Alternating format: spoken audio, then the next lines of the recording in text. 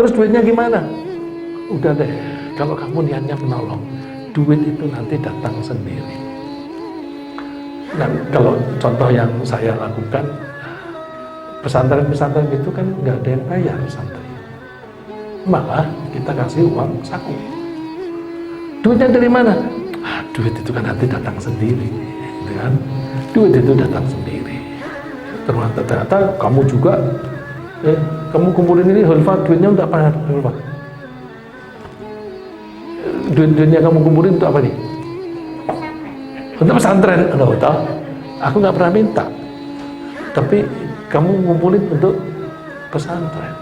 Jadi udahlah, nanti duit itu akan datang sendiri.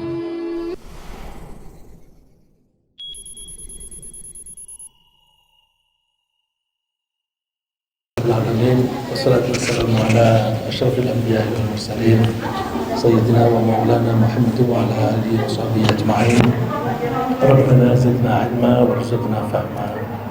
Allahumma arinal haqqa haqqan warzuqna ittiba'ah wa arinal batila batila warzuqna ijtinabah. Allahumma 'allimna ma jahilna wa dhakkirna ma nasina minal Qur'an wa adkhilna bi rahmatika fi ahli al-Qur'anil karim. Amin. Ibu-ibu, nggak enak maju. Ibu-ibu itu apa di belakang itu maju.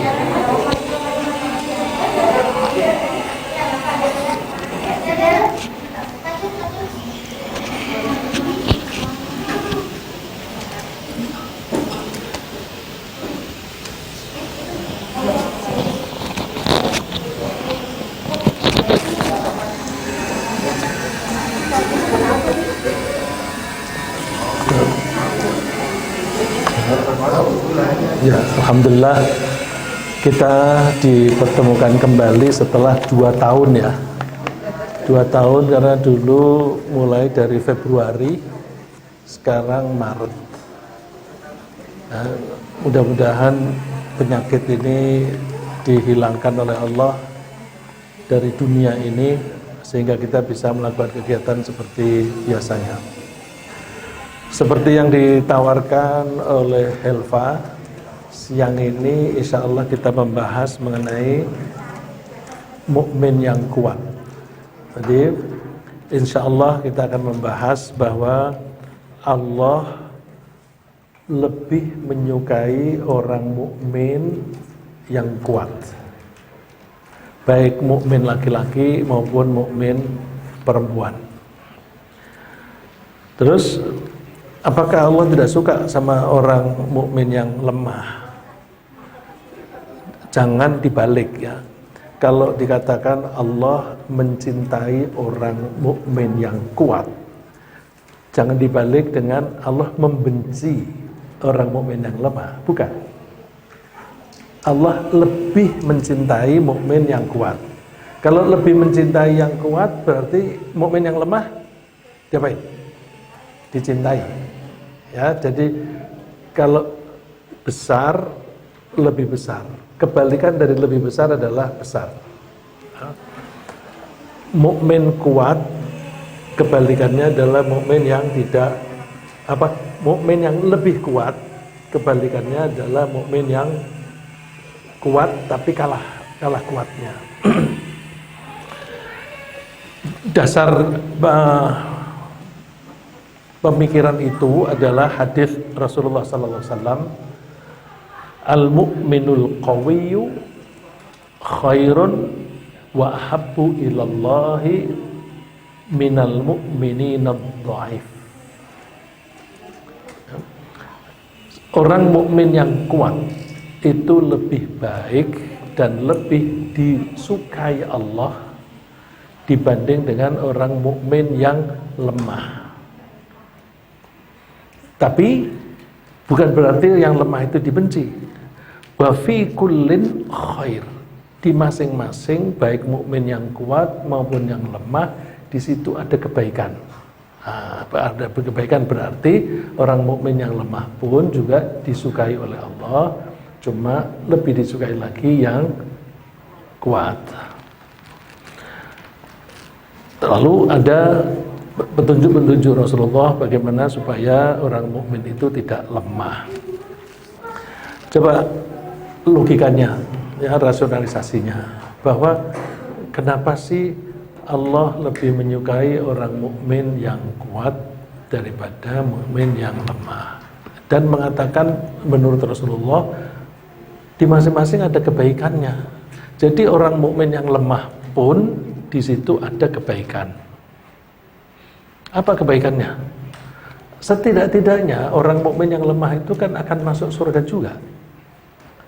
Jadi ada potensi masuk surga. Kalau ada potensi masuk surga berarti baik. Yang tidak baik itu orang yang tidak beriman. Ya, orang yang tidak beriman itu baru yang jelek. Ya. Saya kasih ilustrasi. Ada suatu saat Rasulullah SAW dihampiri oleh beberapa sahabat yang miskin. Ada beberapa sahabat itu yang miskin, antara lain orang-orang yang hijrah dari Makkah ke Madinah. Coba, mereka tuh waktu hijrah meninggalkan Mekah, itu kan rumahnya dan kekayaannya ditinggal di Mekah. Karena waktu hijrah itu mereka melakukannya sembunyi-sembunyi. Nah, sembunyi-sembunyi kalau mereka bawa koper, kalau zaman sekarang koper, dulu bukan koper ya. Misalnya bawa banyak, kan ketahuan mau kemana kamu, bisa dibunuh. Maka caranya pergi itu seperti pergi ke pasar, pergi kemana begitu, tidak bawa apa-apa. Akibatnya hartanya banyak di Mekah. Nah, begitu mereka meninggalkan, itu rumah dan isinya dijarah itu oleh orang-orang kafir. Terus waktu di Madinah, kan tidak semua orang pintar berbisnis. Ya, kalau seperti Zubair bin Awam itu pintar berbisnis. Dia begitu sampai di Madinah, dia hanya minta ditunjukin pasarnya di mana. Dia pergi ke pasar, pulang dari pasar udah mengambil keputusan, aku mau buka lapak di sini. Terus dia menjadi orang kaya. Tapi banyak orang yang apakah tidak bisa berbisnis atau tidak mau berbisnis. Kok tidak mau berbisnis? Oh, rahasianya begini, bahwa Rasulullah itu kan utusan Allah yang menerima wahyu setiap saat. Dan menerima wahyu bisa siang hari, bisa malam hari, bisa pagi hari. Nah, mereka kepingin selalu mendapatkan informasi tentang wahyu yang turun, tidak mau ditunda. Karena mereka tidak mau ditunda, mereka tinggalnya di masjid. Sedangkan Rasulullah rumahnya kan waktu itu nempel di masjid. Sekarang berada di dalam masjid. Rumahnya Rasulullah itu kecil waktu itu, rumahnya Ibu Aisyah. Yang sekarang kuburan itu kan, kuburan kecil. Itu rumahnya di situ. Nah, orang-orang pada tinggal di masjid. Jumlahnya berapa? Banyak. Menurut keterangan, jumlahnya antara 300 sampai 400. Jadi minimum 300, tapi kadang-kadang tambah. Jumlah itu berkurang banyak, menjadi tinggal sedikit ketika Rasulullah sudah mendekati ajalnya, dan ketika itu muslimin memenangkan dalam hal pengaruhnya terhadap Mekah. Artinya Mekah menyerah, tidak berani menghadapi perang dengan Rasulullah dan para sahabat. Nah, pada saat itu lalu Rasulullah banyak perhatiannya ke utara. Ke utara itu daerah Syria yang dulu namanya Syam. Itu dulu dikuasai oleh Romawi.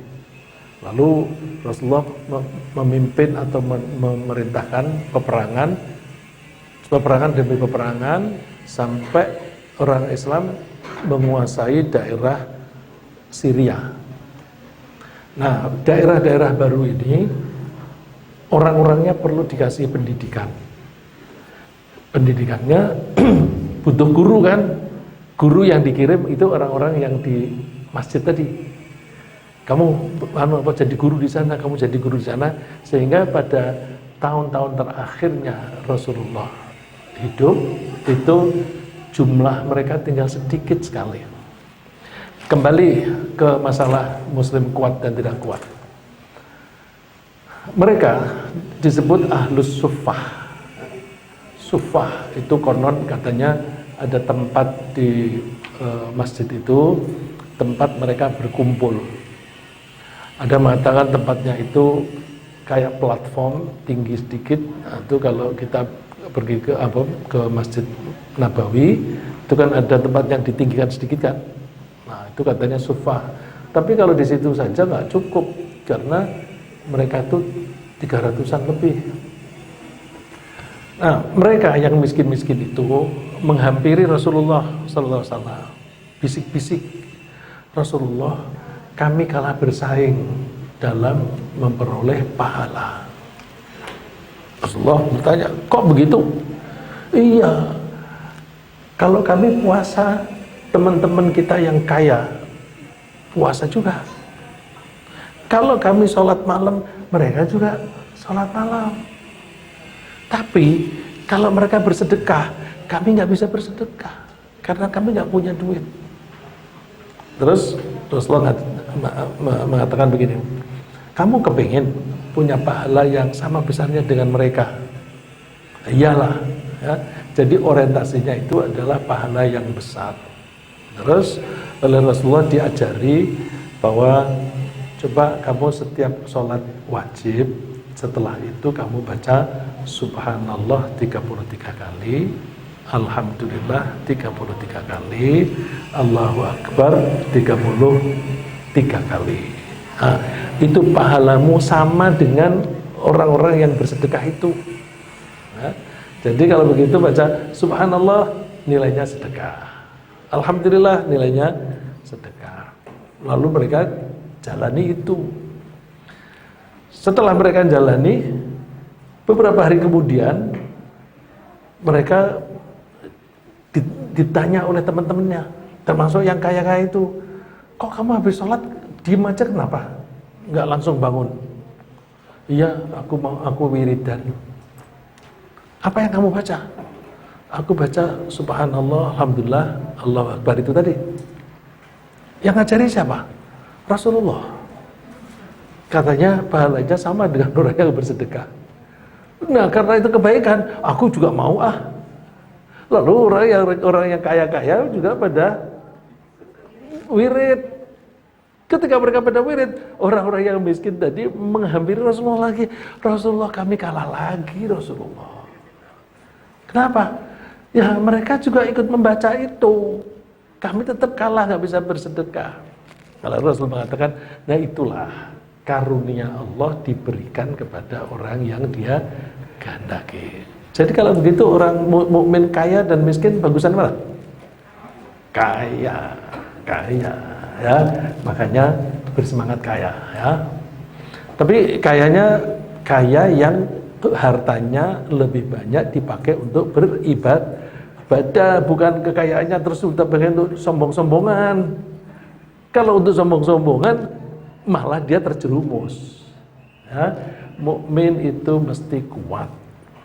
Kuat itu baik secara fisik, secara ekonomi, secara politik. Itu orang mukmin yang kuat lebih baik. Coba sekarang kalau kita lihat, kita orang mukmin hari ini kuat apa lemah? Lemah.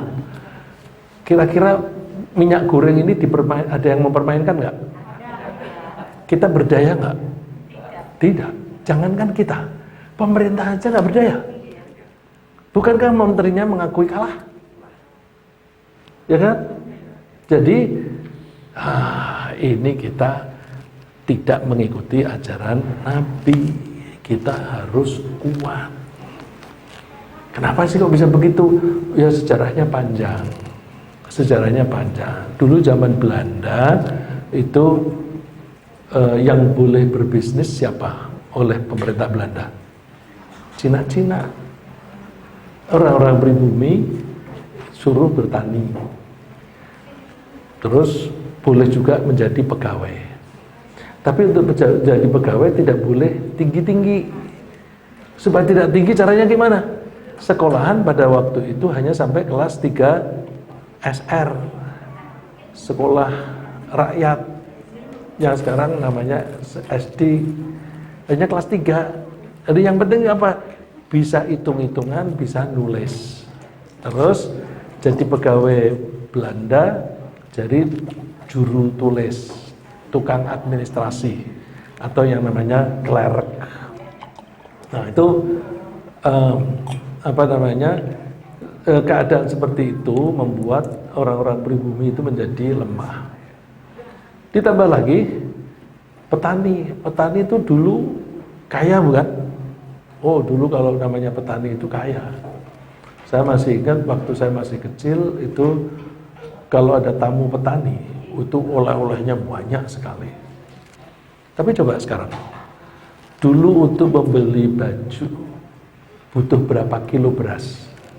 Sekarang untuk membeli satu baju itu harus mengeluarkan atau menjual beberapa kilo beras.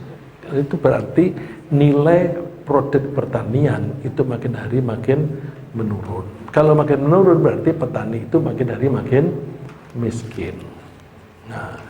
Nah kita maka perlu meningkatkan kekuatan kita. Cuma kalau ekonomi itu jaringannya sudah dikuasai oleh kelompok tertentu, kita sulit. Sulit. Misalnya kalau sudah ada bidang tertentu sudah dikuasai oleh 5 orang, ada orang mau masuk bisnis ini, sulit. Misalnya telekomunikasi sudah dikuasai oleh 5 orang ini, nanti ada orang mau bikin perusahaan yang serupa, dipersulit dengan mereka memainkan harga dan sebagainya. Nanti kalau ini kesulitan keuangan, udah aku beli aja, dibeli. Nah, terus akhirnya telekomunikasi dikuasai hanya 5 orang ini. Dan kalau mereka membeli, tidak harus berarti diperbesar, bisa juga dibeli untuk dimatikan. Bisa juga dibeli untuk dimatikan supaya monopolinya tetap mereka pegang. Nah, oleh karena itu kita mesti memperkuat diri. Nah, saya ingin menunjukkan logika yang sederhana bahwa mukmin yang kuat itu lebih baik daripada mukmin yang lemah.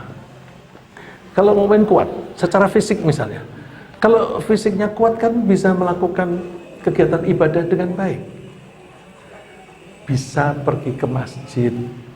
Kalau orang yang lemah pergi ke masjid nggak bisa. Kalau badannya kuat bisa ke masjid.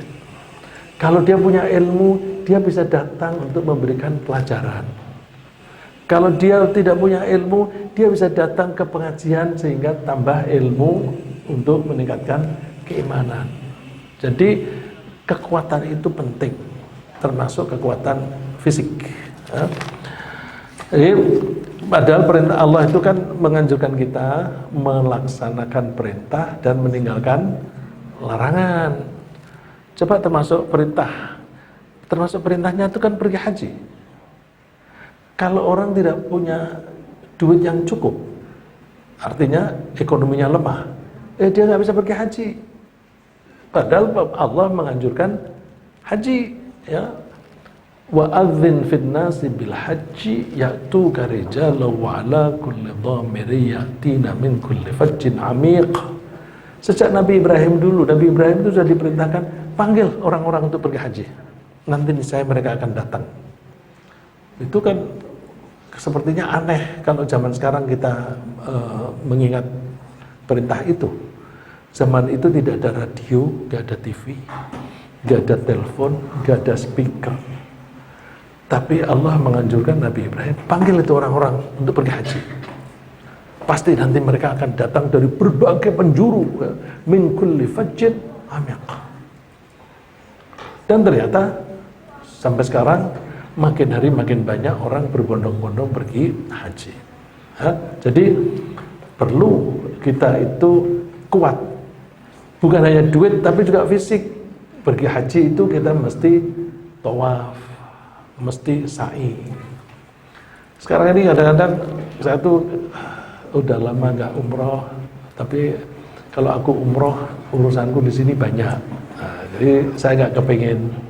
Tapi kadang-kadang kepengen suatu saat di Mekah berlama-lama 1 bulan atau 3 bulan, tapi tidak usah ngajak siapa-siapa supaya aku bisa fokus ibadah sendiri. Ya tentu sambil belajar. Ada orang yang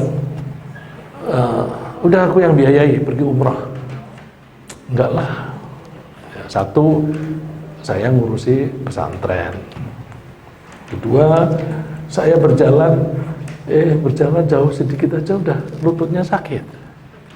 Jadi ya udahlah, nggak usah umroh, di sini saja. Ini alhamdulillah pesantren yang saya urus ini tetap jalan dengan program yang sama, yaitu mereka menghafal Al-Quran dan kita beri beasiswa. Meskipun lockdown 2 tahun ini, tapi alhamdulillah tidak sampai minus biayanya. Ya. Satu itu tadi. Jadi mukmin yang kuat itu bisa melaksanakan perintah. Lagi, mukmin yang baik, apa yang kuat, itu bisa menolong orang lain. Bukankah Allah itu menganjurkan kita itu untuk tolong menolong? Wa ta'awanu 'alal birri wat taqwa. Silakan kalian tolong menolong dalam kebaikan dan dalam ketakwaan. Boro-boro kita menolong orang lain. Kalau kita lemah, menolong diri sendiri aja gak kuat. Maka perlu kita kuat. Umurku udah banyak. Ya memang sih umur itu makin tambah, makin lemah. Tapi alhamdulillah saya meskipun tadi bilang berjalan agak jauh itu lututnya yang nggak kuat, tapi sekarang lebih kuat dibanding 12 tahun yang lalu atau dibanding 10 tahun yang lalu. 10 tahun yang lalu kan saya sampai Adi ngasih saya, Adi apa Vina itu ngasih saya tongkat juga. Masih ingat? Saya berdiri 5 menit aja sakit, apalagi berjalan. Alhamdulillah sekarang udah bisa berjalan. Dan pernah saya bernafas kan, kalau habis tarik nafas, begitu keluar nafas itu ada bunyi ngik. Apa ini? Sampai anak saya langsung membeli alat untuk ngecek itu. Alhamdulillah hilang semuanya.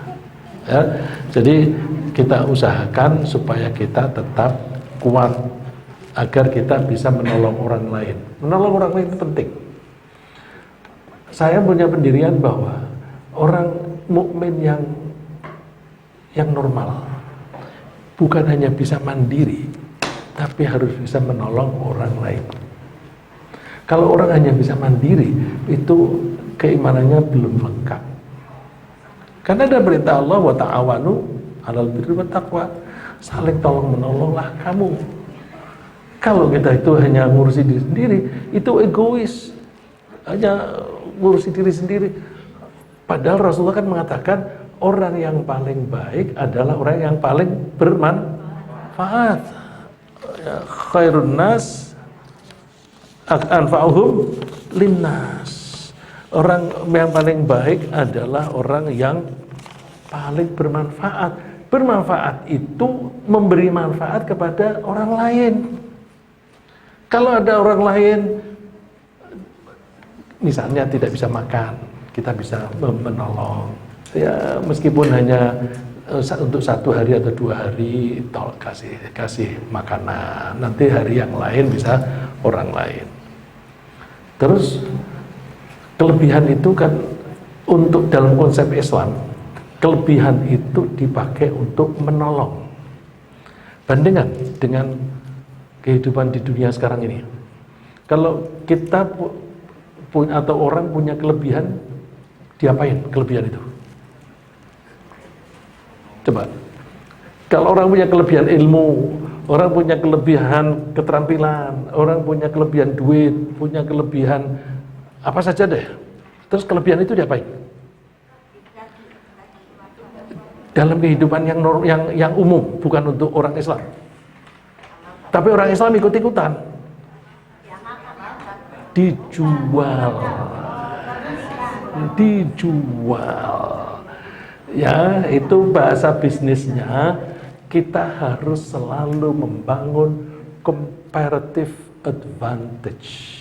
Ini yang belajar manajemen siapa itu? Ria, Vina? Ya, comparative advantage. Apa itu comparative advantage? Apa Ria? Ria kan sekolahnya manajemen juga kan? Manajemen transportasi kan? Itu Ria buat? Ya. Enggak, saya hanya lihat matanya itu.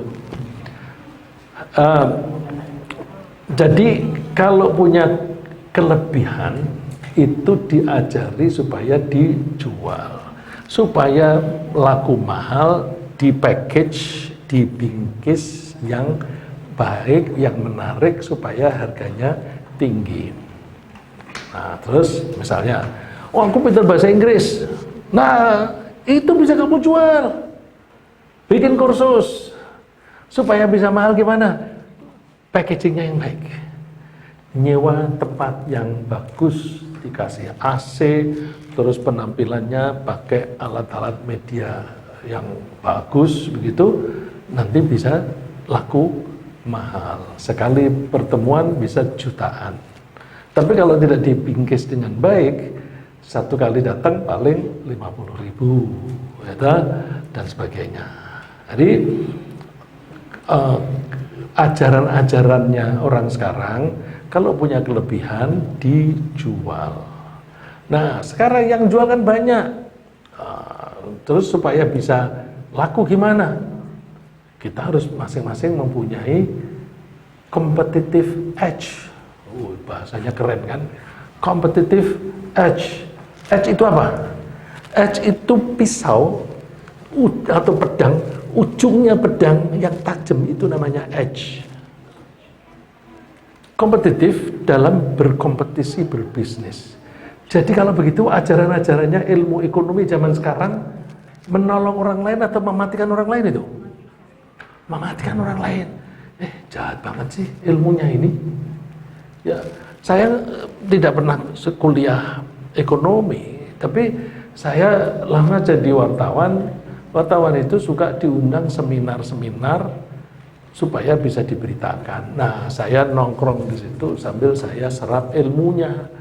Istilahnya keren-keren, ya, comparative advantage, competitive edge, dan saya juga ikut-ikutan, saya kutip gitu. Tapi setelah saya rasakan, jahat ya. Oleh karena itu kita silakan mempelajari itu, tapi ketika kita menerapkan, kita pakai prinsip-prinsip Al-Quran. Kalau punya kelebihan, kita pakai untuk menolong. Terus duitnya gimana? Loh, namanya menolong itu ya kasih saja. Duitnya gimana? Duit itu nanti datang sendiri. Loh, datang gimana? Gini, saya suka bilang, kita ketika menolong orang, yang kita cari adalah produk utama atau keuntungan utama. Keuntungan utamanya apa? Ridho Allah atau pahala dari Allah. Terus duit gimana? Duit itu sampingan atau kalau bahasanya by produk sampingan. Saya kalau ngasih contoh itu yang gampang.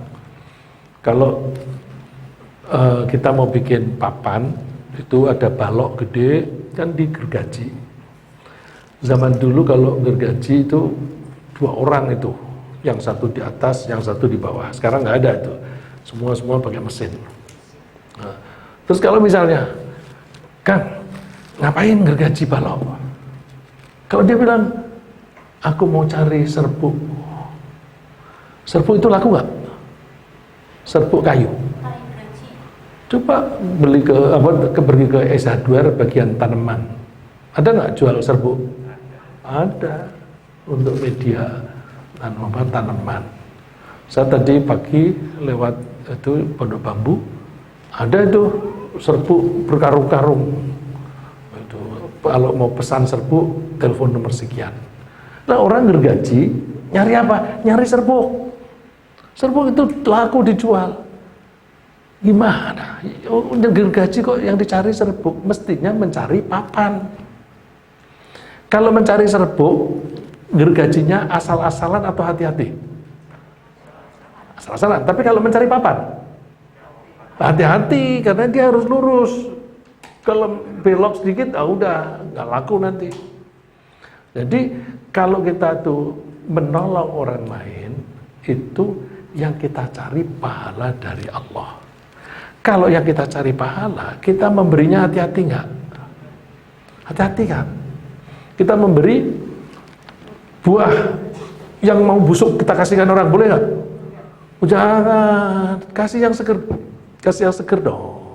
Kalau kamu nggak suka, jangan dikasih orang lain dan sebagainya. Ketika ngajari orang juga begitu, dengan cara yang sebaik-baiknya. Terus duitnya gimana? Udah deh, kalau kamu niatnya menolong, duit itu nanti datang sendiri. Nah, kalau contoh yang saya lakukan, pesantren-pesantren itu kan nggak ada yang bayar santri. Malah kita kasih uang saku. Duitnya dari mana? Duit itu kan nanti datang sendiri, gitu kan? Duit itu datang sendiri. Ternyata kamu juga, kamu kumpulin ini, Hulfa, duitnya untuk apa, Hulfa? Duit-duitnya kamu kumpulin untuk apa nih? Untuk pesantren. Enggak tahu. Aku nggak pernah minta. Tapi kamu kumpulin untuk pesantren. Jadi udahlah, nanti duit itu akan datang sendiri. Contohnya misalnya begini. Kalau saya bisa memperbaiki sepeda motor, terus ada teman Didi lewat nuntun sepeda motor. Kenapa, Dik? Wah, ini mogok nih. Coba aku lihat.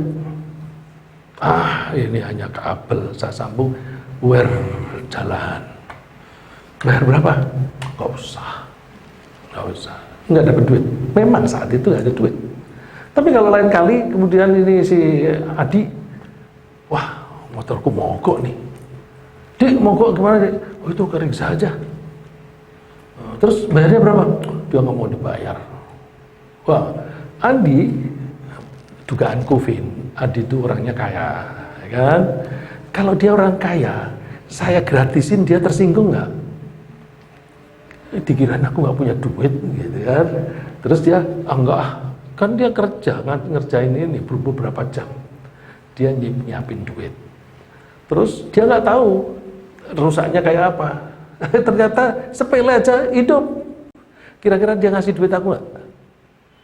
Ngasihnya itu kira-kira sedikit apa banyak? Bukan tergantung seberapa pekerjaanku, tapi seberapa tebal kantongnya dia. Bener nggak? Jadi ukurannya bukan, pekerjaan sebegini, 5.000 cukup. Dia nggak gitu. Aku duitku kan banyak, udahlah, saya ini biar punya duit. Nah, jadi duit itu nanti entah dari mana datangnya, nanti insya Allah akan ada. Tapi dengan cara begitu.